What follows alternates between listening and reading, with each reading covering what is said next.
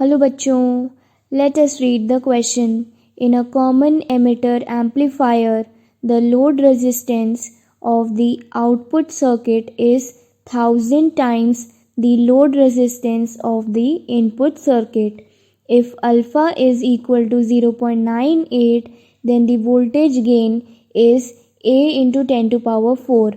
The integer value of A is इस question में हमें कॉमन एमिटर एम्पलीफायर गिवन है और उसमें जो लोड रेजिस्टेंस है आउटपुट सर्किट में वो इक्वल है 1000 times load resistance of input circuit.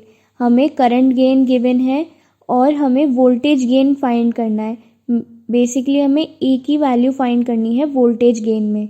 तो द की कॉन्सेप्ट जो हम यूज़ करने वाले हैं वो है formula of voltage gain. So let us see how we will solve this question. Alpha यानी कि current gain is equal to 0.98 and voltage gain जो कि है A इंटू 10 टू पावर 4 ये हमें गिवन है। हमें फाइंड करनी है A की वैल्यू। ऑल्सो क्वेश्चन में हमें गिवन है कि जो लोड रेजिस्टेंस है आउटपुट सर्किट का यानी कि RLO is equal to 1000 times of load resistance of the input यानी कि RLI। ठीक है, तो ये रिलेशन हमें क्वेश्चन में गिवन है। तो सबसे पहले हम करंट गेन और बीटा के बीच में रिलेशन देख लेते हैं। तो beta is equal to alpha upon 1 minus alpha. तो अल्फ़ा हमें गिवन है 0.98 divided by 1 minus 0.98 which is equal to 0.98 divided by 0.02 और इसको सॉल्व करके आ जाती है बीटा की वैल्यू 49। अब हमारे पास में जो वोल्टेज गेन है, वोल्टेज गेन का फॉर्मूला जो होता है वो है voltage gain is equal to beta into RL of output divided by RL of input यानी कि load resistance of output divided by load resistance of input.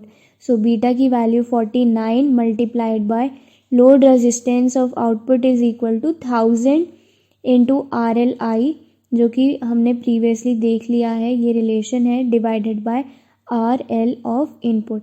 So RL will go 49 into 1000 ये है हमारे पास में वोल्टेज गेन।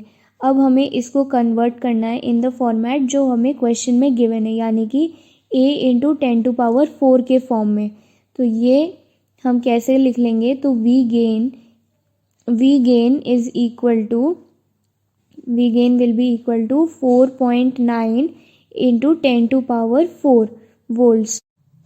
So ये हमारे पास में आ जाती है A की value will be equal to 4.9। So this is the final answer. I hope you understood it well. Best of luck.